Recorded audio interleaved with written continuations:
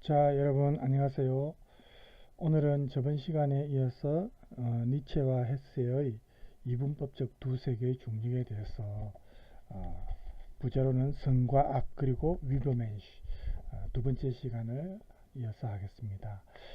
우리 텍스트 112쪽입니다. 그죠? 이렇게 보면 본문 3에 위버맨시와 아브락사스를 통한 자기탐구. 저번에도 얘기했지만 위버맨시는 독일어입니다. 독일어를 번역 안 하고 그대로 사용했죠. 그래서 뭐 우리말로 번역하면 초인, 초월적 인간 뭐 이런 의미로 번역할 수가 있죠. 그 다음에 아브락사스는 그 헤세이 데미안에서 나오는 표현인데 상징적인 신입니다. 그래서 선과 악, 뭐 빛과 그림자 모두 이제 통합할 수 있는, 하나로 통합할 수 있는 그런 어떤 조화로운 경지를 상징하는 그런 신입니다. 자, 그래서 오늘도 잠깐 제가 준비한 수업 영상을 잠깐 보고 그 다음에 텍스트를 계속 보겠습니다.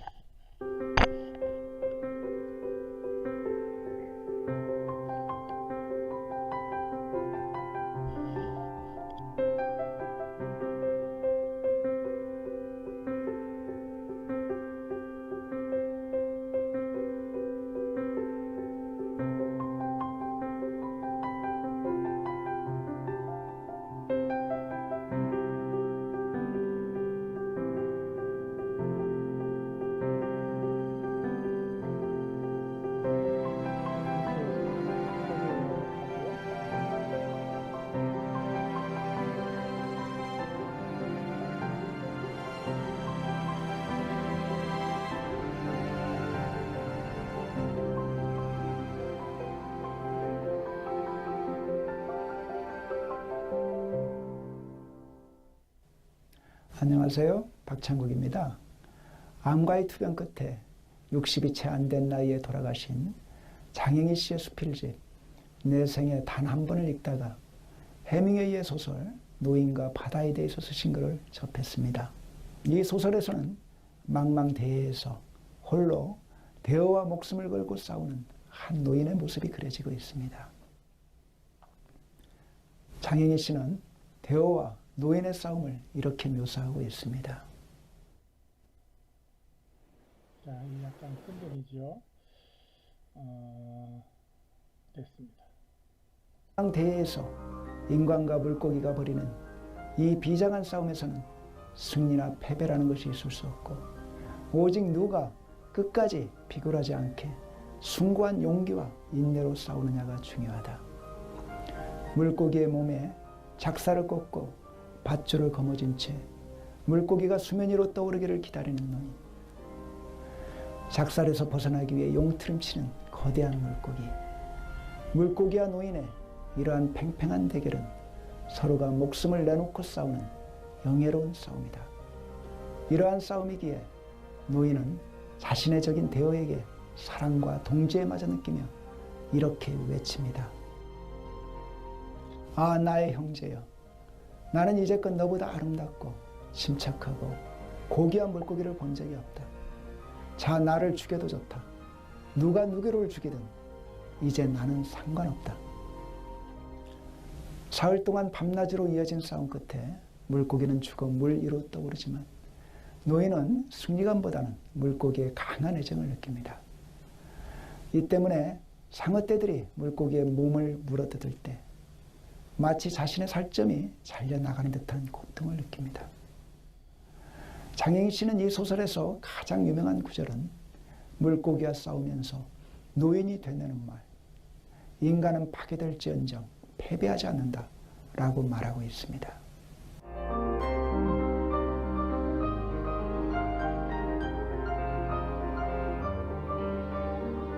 저는 해밍웨이의 이 소설에 사랑의 투쟁이라는 니체 사상의 정수가 담겨 있다고 생각했습니다.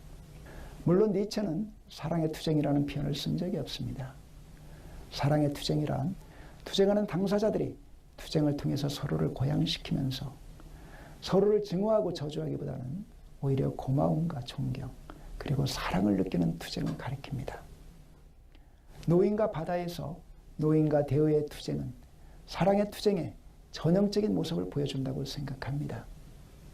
노인은 대어와 처절하게 싸우면서도 오히려 자신이 고양되었다고 느끼며 대어에 대해서 존경과 아울러 애정을 느끼고 있습니다. 누구나 다른 사람들과 경쟁하면서 설령 내가 그 경쟁에서 졌더라도 그 경쟁에서 페어플레이를 한 상대방에게 존경과 애정을 느낀 경험이 있을 것입니다.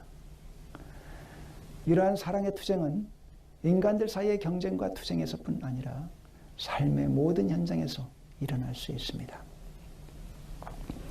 어떤 등산가가 히말라야와 같이 험난한 산을 올라갈 때도 등산가와 히말라야 사이에는 사랑의 투쟁이 일어날 수 있습니다.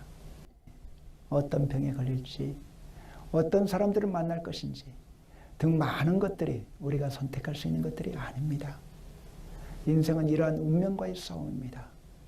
이러한 싸움에서 우리는 좌절하면서 자신이 부딪히는 운명이 다른 사람들이 부딪힌 운명에 비해서 너무나 가혹했으며 인생은 불공평하게 짝이 없는 것이라고 한탄하고 자신의 운명을 저주할 수도 있습니다. 그러나 니체는 위험하게 살아라. 베스비오 화산의 비탈에 너의 도시를 세워라 라고 외칩니다. 우리는 우리의 운명이 평온하기를 바랄 것이 아니라 베스비오 화산처럼 가혹하게 되기를 바라야 한다는 것입니다. 이렇게 가혹한 운명과 대결하면서 우리는 우리 자신을 보다 강하고 심원한 존재로 고양시킬 수 있습니다. 그리고 이렇게 고양되면서 우리는 우리의 고독한 운명을 오히려 아름다운 것으로 사랑할 수도 있게 됩니다. 이때 우리는 노인과 바다에서의 노인처럼 자신의 운명에게 이렇게 소리칠 수 있을 것입니다. 아, 나의 형제여, 나는 이제껏 너보다 아름답고 강인하고 고귀한 상대를 본 적이 없다.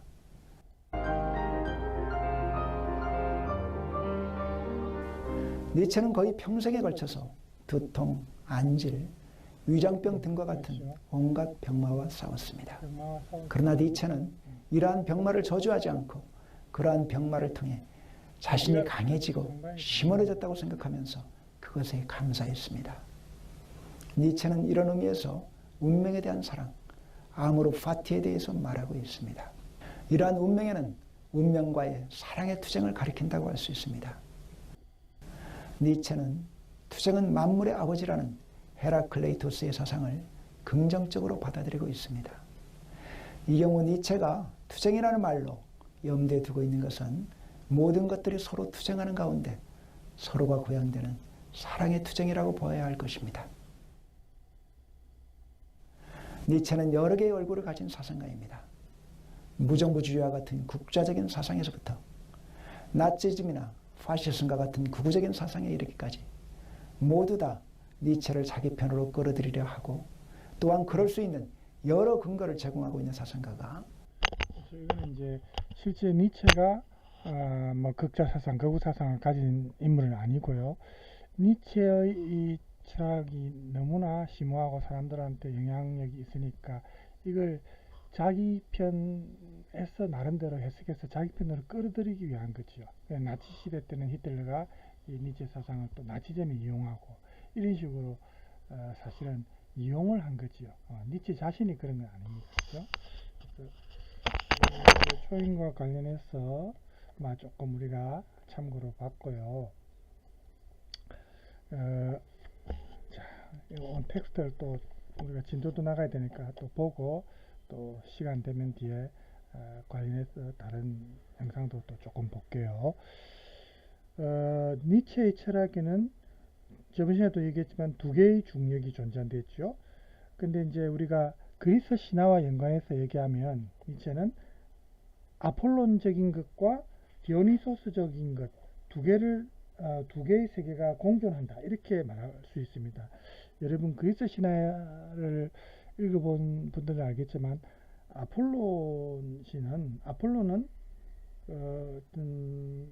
빛을 상징한다든지 아니면 균형과 조화를 상징한다든지 그런 어떤 특징이 있고, 디오니소스는 좀 반대로 뭐라고 할까요? 활락, 쾌락, 그죠?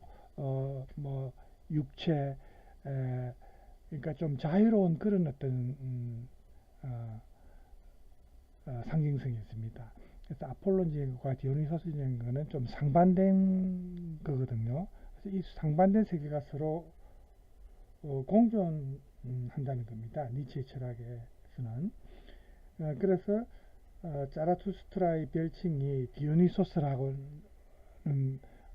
별칭이 있을 정도로 니체는 이 디오니소스적인 그런 어떤 긍정을 인간 삶을 영위하는 어떤 근원적인 힘이다. 이렇게 보고 있습니다. 니체에게 있어서 이 아폴론적인 것과 디오니소스적인 것은 꿈과 도치, 이렇게 꿈과 도치, 도치 이런 건 이제 전부 디오니소스적인 거거든요.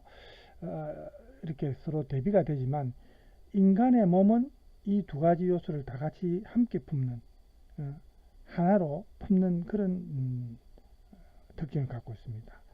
그래서 우리가 그 아폴론적인 어떤 밝음 혹은 절도, 여기에 대비되는 게 이제 밤의 어둠이나 또 뭐 혼돈, 이런 거거든요. 그리고 아폴론적인 어떤 평정에 대비되는 그런 어떤 끊임없는 움직임이나 변화, 생명력, 뭐 포도주 이런 게 이제 디오니소스적인 것이죠. 그래서 모든 이 사물이 이런 아폴론적인 특성과 어떤 디오니소스적인 특성이 혼연일체가 되는 그런 도치와 황홀경의 상태, 죽음을 극복하고 부활하는 강인한 생명력을 상징한다. 이렇게 이제 니체는 보고 있는 겁니다. 니체의 그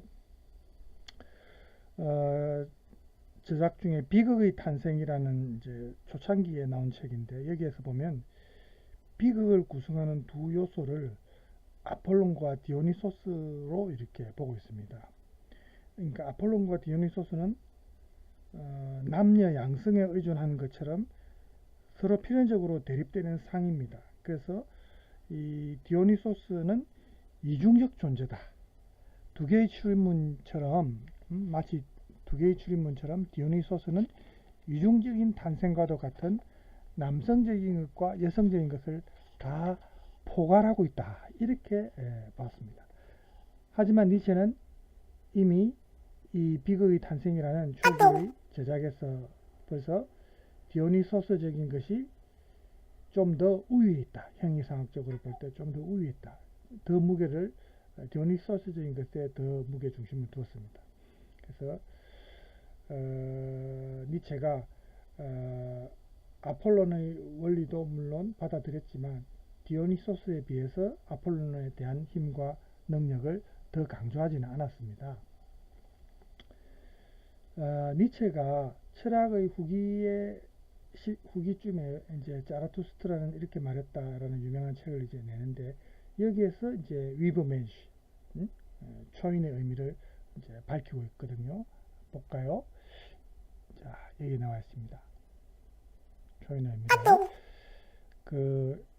자기 자신을 디오니소스의 제자라고 명명하는 니체의 의도는 디오니소스가 실제로서의 삶 그 자체를 긍정하는 용기와 진실함을 가진 신이다 이런 사실에 이제 바탕하고 있습니다. 디오니소스가 실제 존재한다라는 이 실제를 긍정하는 주체에 대해서, 주체를 상징하는 게 디오니소스라면, 이 디오니소스적인 것이다 라는 말은 이 우리 삶의 실제를 긍정하는 인간의 구체적인 행위를 결국 디오니소스적인 것이다 이렇게 표현한 것입니다.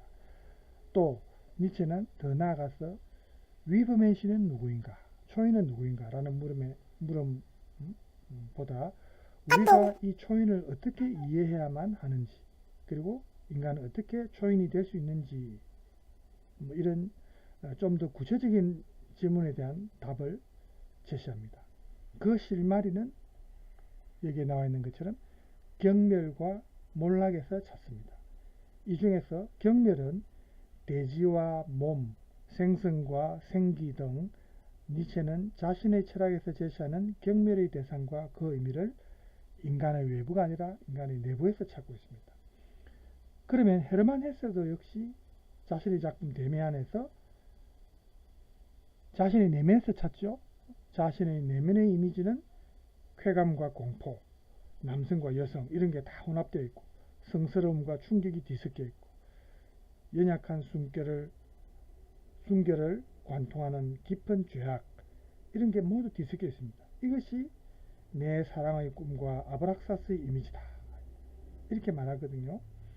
그래서 나는 내 속에서 스스로 솟아나는 것 바로 그것을 살아보려고 노력했다 이렇게 고백합니다. 니체와 좀 서로 일맥상통하는 그런 문장 아닙니까? 그죠? 이렇게 니체에서 나오는 위브멘슈, 이 초인하고 헤르만 헤세의 데미안에 나오는 이 아브락사스는 둘 다 비슷한 의미입니다. 즉 자신의 외부로부터가 아니라 인간 자기 내부로부터, 인간 자기 안으로부터 만들어질 수 있는 개념입니다. 그래서 데미안 이 작품에서 이러한 두 세계는 나중에 가면 아브락사스로 해체됩니다. 그죠? 그럼에도 불구하고 이 데미안에서 싱클레어, 주인공 싱클레어에게서 아직 그 신성과 악마성을 결합하는 아브락사스는 좀처럼 그렇게 완성되지 않습니다. 이 성과 악, 밝음과 어둠, 남성과 여성, 참과 거짓 이런 이분법적인 그죠? 이렇게 우리가 나눌 수 있는데 이 이분법적인 길잡이를 찾아낸 싱클레어가 본격적으로 아브락사스라는 존재를 이제 탐구하기 시작하는데 자신의 내면이 정말 원하는 것은 무엇인지 또 나를 구성하는 외부 요인과 내부 요인은 무엇인지 또 두 세계라는 이 내면의 세계와 외부의 세계를 모두 포함하는 이 아브락사스의 존재에 대한 질문을 시작합니다. 거기에 대해서 이제 의문을 갖기 시작하는 거죠. 그래서 싱클레어가 드디어 자아를 탐구하기 시작하는 건데 싱클레어는 과거에 데미안과 우정을 나누던 그 마지막 시기에 데미안이 했던 말을 상기합니다. 데미안이 했던 말 우리 한번 볼까요? 인용문에서 이겁니다. 우리가 숭배하는 신은 인위적으로 구분된 절반의 세계, 즉 공적으로 허용된 밝은 세계만을 포용하고 있다. 하지만 우리는 온 세계를 숭배할 수 있어야 한다. 그러니까 반쪽 세계만 숭배하면 안 된다는 거죠. 전 세계를 숭배할 수 있어야 된다. 나는 악마까지도 포용하는 새로운 신을 갖거나 신에게 예배하는 동시에 악마에게도 예배해야 한다고 생각해. 지금 이 아브락사스가 그러한 신이자 악마인 바로 우리가 찾던 신이야. 이런 말을 하거든요. 이때까지만 해도 싱클레어는 이 말을 전적으로 공감하지는 않고 좀 의문이 많았겠죠. 그래서 한동안 매우 열심히 이 아브락사스라는 신에 대해서 알아보았습니다. 하지만 그 책 도서관에서 아무리 뒤져봐도 별로 성과가 없었어요. 그러다가 자신의 본성은 원래 이런 식의 직접적이고 의식적인 탐구 방식에는 맞지 않는다 이렇게 생각하고 자기 자신은 손에 잡히고 느껴지는 작은 돌멩이 정도의 진리만 찾아낼 뿐이다 이렇게 이제 생각을 하게 됩니다. 그런데 한때지만 그렇게도 자기가 몰두했던 첫사랑이 베아트리체죠. 이 베아트리체의 모습이 서서히 흐려지더니 싱클레어의 관심에서 이제 멀어지고요. 베아트리체의 모습이 서서히 물러나서 지평선에 가까워지더니 나중에는 흐릿해지면서 사라집니다. 대신에 싱클레어는 자신의 내면에 자기 자신의 새로운 것이 만들어지고 시작되는 것을 느낍니다. 싱클레어는 가차없이 자신의 길을 가고자 하는 사람은 새로운 신을 만드는 것이 아니라 오히려 스스로 각성한 그 인간에게 부여된 업무는 단 한 가지, 즉 자신을 찾고 자신의 내면에서 만들어져서 견고해져 가지고 그 길이 어디에 닿아 있든 간에 조심스럽게 자신의 길을 더듬으면서 가는 그런 일, 그 위에 다른 업무는 존재하지 않는다. 이런 생각을 하게 됩니다. 자, 책에서 인용한 부분을 볼까요? 이런 식으로 표현합니다. 그러자 내 안에서 어떤 깨우침이 날카로운 불꽃처럼 나를 불태웠다. 누구에게나 사명이 있지만 누구도 그것을 스스로 선택하고 해석하고 임의로 관리할 수는 없다. 새로운 신을 원한다는 것은 틀렸다. 이 세계에 무엇인가를 주려고 하는 것은 전적으로 잘못된 생각이다. 각성된 인간에게 부여된 의무는 단 한 가지, 자신을 찾고 자신의 내면에서 견고해져서 그 길이 어디에 닿아 있든 간에 조심스럽게 자신의 길을 더듬어 나아가는 일. 그 외의 다른 의무는 존재하지 않는다. 이러한 생각이 나를 깊이 사로잡았고 이 생각이야말로 내가 이번의 체험에서 얻은 열매였다. 결과였다. 이렇게 책에서 표현하고 있습니다. 그러니까 싱클레어가 이 아브락사스를 찾으면서 자기가 체험한 것이 이 자아, 에고에서 결국은 자기, 영어로 셀프죠. 이 자기가 되어가는 과정입니다. 이 싱클레어의 깨달음은 이 각성된 인간에게 부여된 의무라는 것은 결국 새로운 신을 찾는 게 아니고 자신의 길, 자기 자신만의 길을 찾고 자신의 내면에서 그것이 이제 견고해져 가지고 그 길이 어디에까지 이르는지 가차없이 그 길을 걸어가는 그게 의무라는 거죠. 그것만이 존재한다는 거죠. 이런 생각이 싱클레어가 체험하는 과정에서 얻은 일종의 열매입니다. 결실입니다. 이 열매의 깨달음은 결국 니체가 강조한 말과 같거든요. 여기 나오죠. 니체가 한 말. 그걸 아직도 못 알아먹는가? 어서 너에게로 가는 길을 고독하게 가시게나. 나의 친애하는 의지는 나의 발로 그 자신의 길을 가고자 한다. 이 니체가 한 이 말하고 일맥상통한다는 겁니다.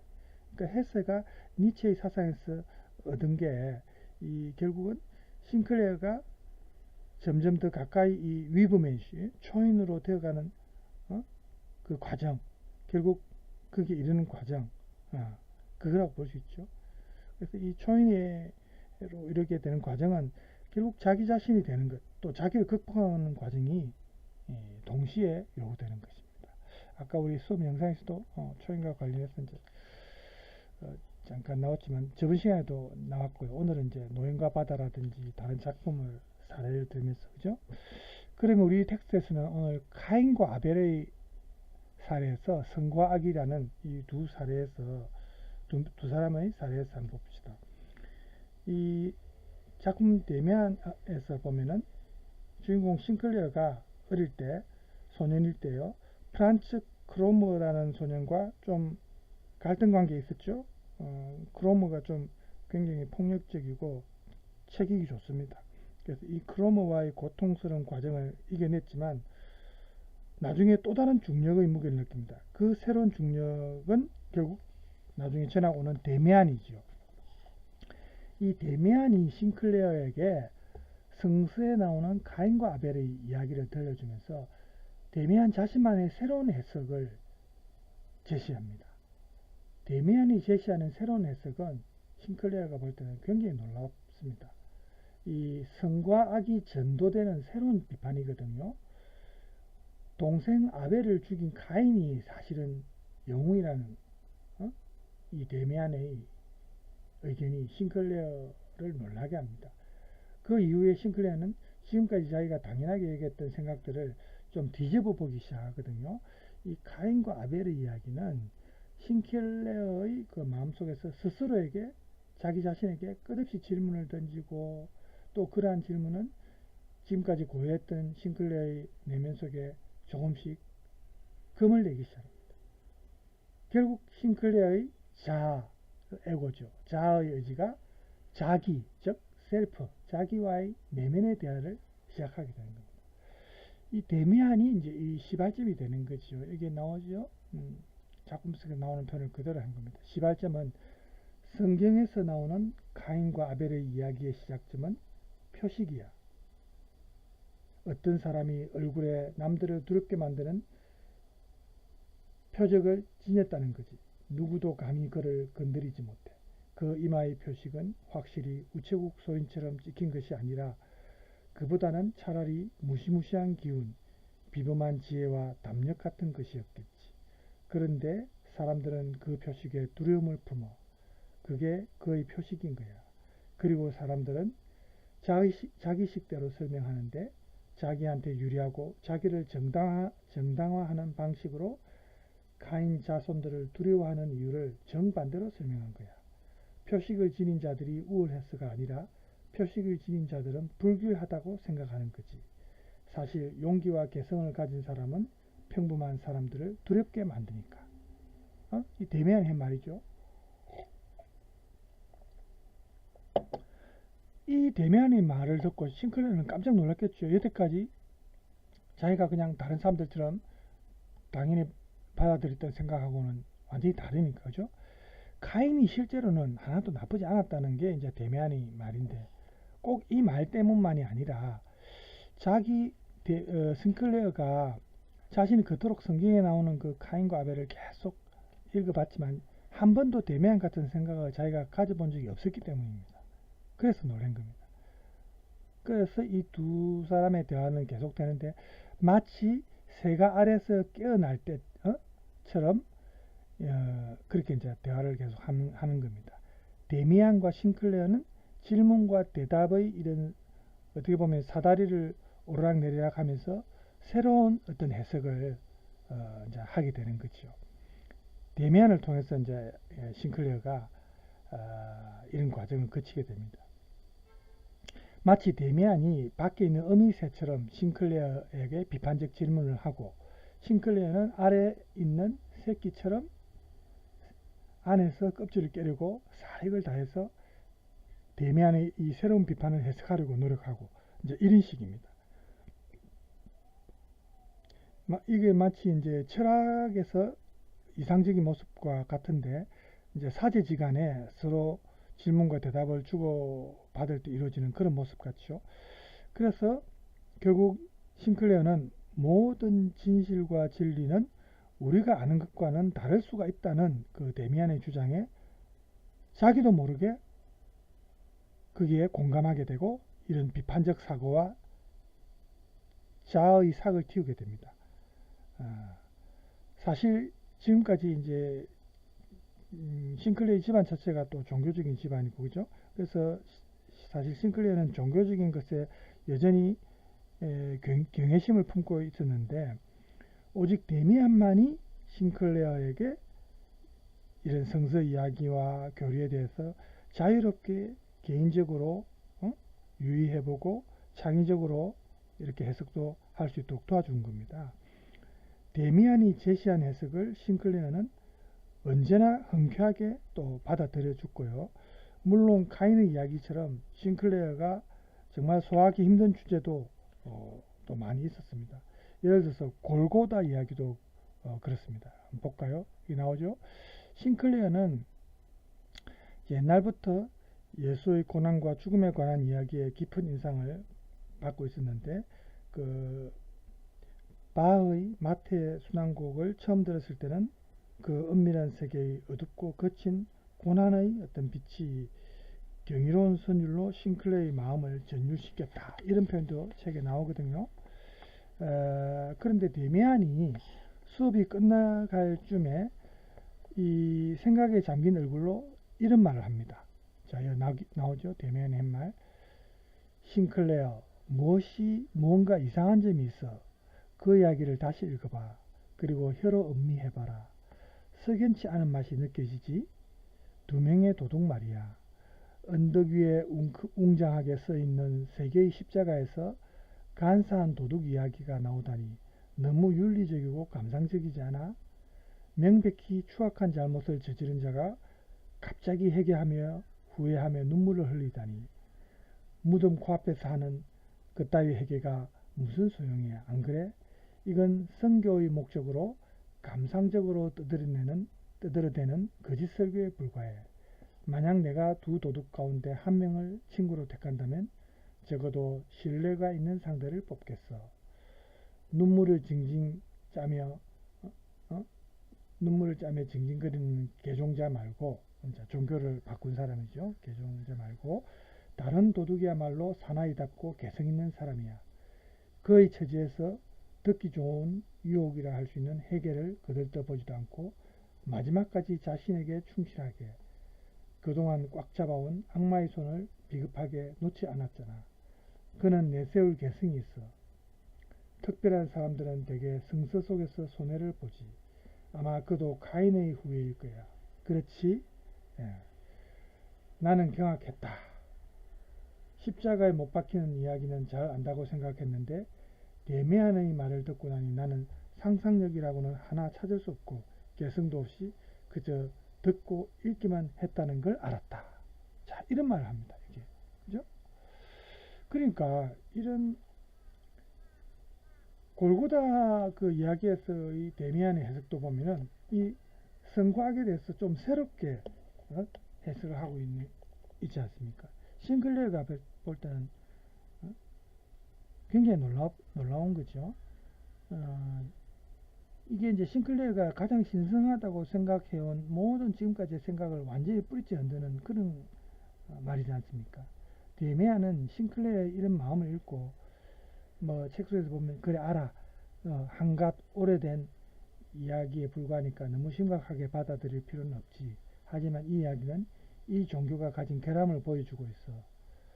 구약이든 신약이든 성서 속 유일신의 모습은 너무 완벽하고 탁월한 존재이기는 한데 원래 그가 표상하던 본래의 모습은 아니라는 거야. 그는 선함, 숭고함, 아버지다움, 아름다움, 고귀함, 교감 그리고 그 모든 것이야. 하지만 세상에는 다른 것들도 있어. 그 나머지 것들을 모조리 악마적인 것으로 취급하니까 이쪽 세상의 절반이 통째로 숨겨지고 묵살되지. 신을 모든 생명의 근원으로 찬양하면서 생명을 탄생시키는 성을 아예 묵살하거나 섹스라든지 이 성관계에 대해서 또 기독교에서는 좀 별로 그죠? 그러니까 여기에 대해서 이제 막 언급을 안 한다든지 묵살하거나 또 좀 부정적으로 그죠? 악마적이라고 단죄하다니 나는 사람들이 신을 숭배하는 것을 반대하지 않아. 이렇게 데미안이 이야기를 계속 하는 겁니다. 요 뒤에 또 나오죠. 데미안의 얘기입니다. 이게. 그렇지만 우리는 이 세상의 존재하는 전부를 인정하고 존중해. 그러니까 성과 악 모두 포용할 수 있어야 된다는 거죠. 인위적으로 분리된 절반만 인정할 게 아니라 우리는 신에게 예배하는 동시에 악마에게도 예배해야 해. 그래야 옳아. 그게 안 된다면 너 스스로 악마까지도 품어내는 그런 신을 만들어내서 세상에서 자연스럽게 일어나는 일들 앞에서 눈을 감아버리지 않도록 해야 해. 선만 있는 세상은 아니니까 악한 행위를 보면 그걸 눈 감아버리고 없는 것처럼 지부할 수는 없죠. 이 데미안의 이런 말이 싱클레어가 그동안 아무에게도 말하지 못하고 혼자서만 생각하고 있던 마음속으로 그죠?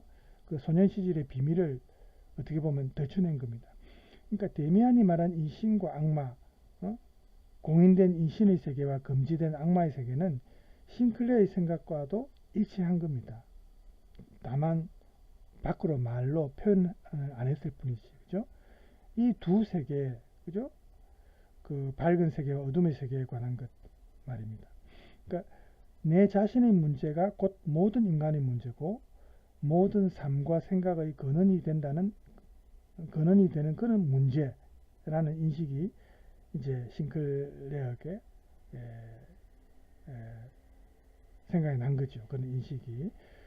그러한 통찰에는 가혹할 수도 있고 또 뜨거운 맛도 있습니다. 그죠? 그렇지만 그걸 그렇다고 해서 외면할 수는 없죠. 현실에서는 다 일어나는 일이니까. 그죠?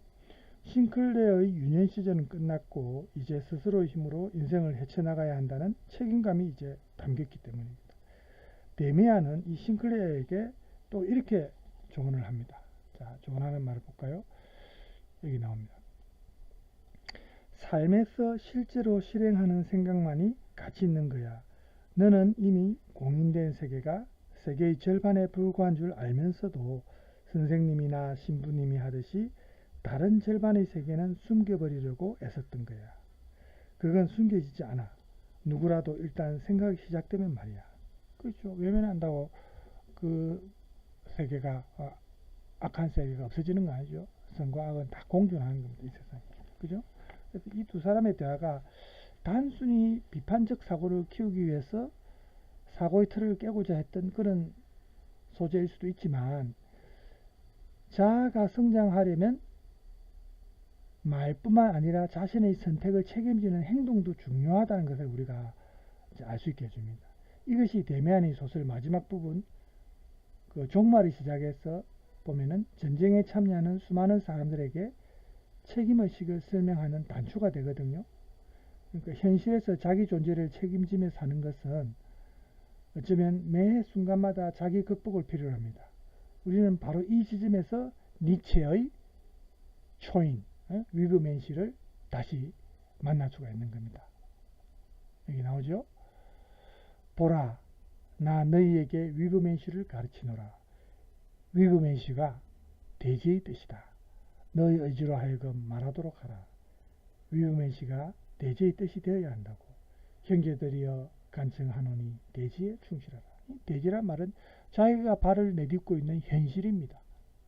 그죠? 실제로 이 작품 속에서 그 당시 싱클레어의 삶은 굉장히 혼란 속에 빠져 있었거든요. 얼마 전까지만 해도 싱클레어는 밝고 깨끗한 세계, 부모의 가정 속에서 가족과 함께 종교적인 집안에서, 그죠? 그런 가정에서 이제 성장했고, 그러니까 일종의 카인과 아벨로 치면 아벨의 세계라고 볼 수 있습니다. 하지만 그 이후에 싱클레어는 다른 세계로, 카인의 세계라고도 볼 수 있죠. 다른 세계로 이제 들어오고, 그러한 세계로 떨어져서 가라앉고 있습니다. 싱클레어는 자신이 어떻게 이 깊은 심연에까지 내려오게 됐는지를 생각하게 되는데, 이런 말을 합니다. 이 불행이 시작되었던 그 고통의 밤, 나는 한순간 아버지와 그의 빛과 지혜의 세계를 단칼에 꿰뚫어 보며 경멸했다. 그래, 그때의 나는 분명 표식을 가진 카인이었는데 수치심보다 우월감을 느꼈다. 나는 내가 죄를 짓고 불행하기 때문에 아버지보다 선하고 경건한 사람들보다 더 우월한 존재라고 생각했다. 그래서 싱클레어가 이렇게 머리를 스치는 이런 생각이 들었는데, 혹시 데미안이 카인과 같은 존재가 아닐까? 데미안 스스로 동질감을 느끼지 않고서는 카인을 옹호할 이유가 없지 않은가? 또 싱클레어는 이런 생각도 합니다. 그죠? 싱클레어가 하는 생각이 이제 작품 속에서 나오죠? 자, 여기도 나옵니다. 어떻게 그런 강력한 눈빛을 지녔을까? 왜 그토록 신의 마음에 드는 경건한 다른 사람들, 겁이 많은 사람들을 빈정댔을까? 나의 어린 영혼의 샘물에 돌멩이 하나가 떨어졌다. 자, 조용한 샘물에 이제 파문을 일으킨 거죠. 오랫동안 카인, 형제 살해, 표식에 관한 문제들이 나의 모든 인식, 의심, 그리고 비판의 출발점이 되었다. 자, 데미안 때문에 이런 의문을 갖게 된 거죠. 싱클레어는 그의 겨울 내내 표현하기 어려운 내면의 폭풍 속에서 지냈다. 고독함에 익숙해진 지 오래여서 새삼스럽게 고독이 싱클레어를 압박할 수 없을 정도가 되었다. 싱클레어는 어느새 광활한 세계를 향해 있었다. 중력의 정령이 어느새 가벼워지고 새가 되기를 바라는 자와 그의 황금빛 날개는 하늘 위의 구름을 뚫고 훨훨 날아갈 준비를 하고 있었다. 이렇게 표현합니다. 그러니까 싱클레어가 이런 그 자신의 이마에 찍힌 표식을 느끼는 것은 어떻게 보면 건강한 어떤 실존적인 단계입니다. 첫 단계로서 인간을 그의 내면에서부터 근본적으로 차근차근 변화시키기 위한 니체의 어떤 철학적 방법론과 일맥상통합니다. 이것은 마치 니체가 그 자라투스트라는 이렇게 말했다라는 책에서 그 시장터의 사람들에게 한 말, 그 비유적인 말과 맥을 같이 하거든요. 어떤 말입니까? 이게 나오죠? 보라, 너희들에게 위브맨시를 가르치노라. 그가 바로 번개요 광기다. 이런 어떤 비유입니다. 비유적인 말. 이런 비유를 통해서 새로운 가치를 전도할 것을 권하는 거죠. 그래서 그 뒤에 니체의 얘기를 조금 더 들어볼까요? 니체는 자라투스트라는 이렇게 말했다를 준비하던 시기에 한 소묘에서 다음과 같이 말했습니다. 나는 번개를 품고 있는 어두운 구름에서 하나씩 떨어지는 이 무거운 물방울들을 모두 사랑한다. 이 번개가 위브맨시라 불린다. 이렇게 했습니다. 그러니까 이 말에 담긴, 니체의 이 말에 담긴 의미처럼 우리 인간에 대한 그의 사랑은 이 초인적인 자기 인식을 통해서 마지막 인간들의 그 보편적인 삶으로부터 새로운 미래를 창조할 수 있는 사람을 향해서 삶을 나아가는, 삶을 긍정하는 이야기거든요. 그래서 이 초인적인 인간으로서 자기 자신이 된다는 것은 결국 디오니소스적인 긍정의 삶, 디오니소스적인 삶을 주체로 하는 삶의 원초적인 본능과 의지를 잃지 않고 끊임없이 자기를 창조해 나가는 그야말로 자기 극복의 과정입니다. 그렇죠? 여기 이제 또 다른 식으로 표현했죠. 뭐 이런 거 이제 뭐 문구인데 한번 읽어보면 여러분 이제 이런 문장을 읽으면서 한번 음미를 해보세요. 그죠? 이 먼저 비유적인 말입니다. 그래서 자르투스트라는 이렇게 말했다 해서 이제 나온 말인데 이런 말을 보면은 우리가 디오니소스적인 긍정을 느낄 수 있는 말이거든요.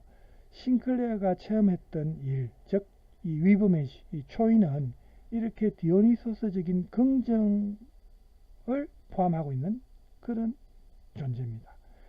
번개로 환하게 웃는 자, 나를 포함해서 모든 것이 있어야 하고 이 세계를 구성하는 것은 하나도 버릴 것이 없다는 것을 인정하는 그런 의지, 이것이 디오니소스적인 긍정입니다. 그러니까 선과 악 어느 한쪽에만 기울여서는 안 된다는 거죠. 이 디오니소스적인 긍정이라는 것은 있는 것은 아무것도 버릴 것이 없으며 없어도 좋은 것이란 없다. 그러니까 어느 것이든 다 필요하다는 거죠. 여기 나오죠. 나는 사람들에게 그들의 존재가 지니고 있는 의미를 터득시키고자 한다. 그것은 위브맨시요 사람이라는 먹구름을 뚫고 내리치는 번개불이다. 저도 예전에 이제 그 자라투스트라 이렇게 말했다는 저서를 처음에 읽었을 때는 너무 어려웠어요. 이해가 잘 안 돼요. 문장 자체는 좀 뭔가 힘이 느껴지고 감동적인데 전체적으로 어떤 문구 하나하나는 이해가 됐는데 또 이해 안 되는 문구도 있고 막 이게 뭐라고 할까요? 전체적으로 책을 다 읽고 나면은 뭔가 와닿을 것 같으면서도 확실하게 이해하지 못하는 그런 상황 알겠죠? 그래서 이제 나이가 들어서 또 뒤에 읽어보고 또 이런 서평이나 다른 사람이 해석한 내용도 읽으면서 그 뒤에 읽으면 이제 좀 의미가 와닿더라고요. 그래서 어쨌든 이렇게 자라투스트라의 말처럼 여기서 이제 비유적으로 말을 하죠. 자, 새가 처음부터 날 수는 없죠. 일단 새는 알을 깨는 것부터 해야 되죠. 사력을 다해서 껍질을 벗고 껍질을 깨고 세상 밖으로 나올 수 있어야 됩니다. 그 다음에 이제 나 자신이 나를 기다리고 또 무엇보다도 서는 법, 걷는 법, 달리는 법, 이런 도약하는 법, 기어오르는 법, 뭐 춤추는 법, 이제 이 문장에 나오죠. 이런 걸 배우면서 그 깨달음의 높은 돛대에 올라갈 수 있다는 겁니다. 이것이 이제 자라투스트라의 가르침입니다. 그럼 헤르만 헤세도 역시 싱클레어를 세상 밖으로 던져놓죠. 그리고 스스로 날 수 있는지 혹은 그 자신의 힘으로 높은 돛대에 올라갈 수 있는지 바라봅니다. 마치 헤세는 이 싱클레어의 성장을 통해서 누구든지 노예의 길을 버리는 자는 이 초인의 길을 갈 수 있다. 위브맨시의 길을 갈 수 있다. 이렇게 이야기하는 것처럼 보입니다. 결국에 자기 극복이라는 것은 이 데미안의 핵심 주제인데 데미안은 싱클레어에게 이 선도 악도 모두 다 받아들이라고 말을 합니다. 그리고 선과 악에 대하여 스스로 판단을 하라고 또 조언을 합니다. 즉 자기 자신의 의지로 세상을 살아가라 이렇게 조언을 하고 있다는 겁니다. 자, 오늘 어차피 오늘 다 못 마칩니다. 이제 남은 부분은 원래 이 내용 제가 3번 나눠 하려고 했는데, 그래서 오늘 일단 여기서 마치고요. 다음 시간에 126쪽에 5번입니다. 두 세계 그리고 두 개의 중력, 선과 악의 이분법을 넘어서, 자, 요 부분부터 하겠습니다. 아마 다음 시간에는 이제 텍스트를 마칠 겁니다. 이 내용이 좀 이번 논문은 내용이 좀 방대해서 3번 나눠서 이제 할 계획이었거든요. 자, 시간도 지금 50분 다 됐거든요. 자, 오늘 여기서 일단 마치고요. 다음 시간에 여러분 또 뵙겠습니다. 자, 오늘 수고 많았습니다.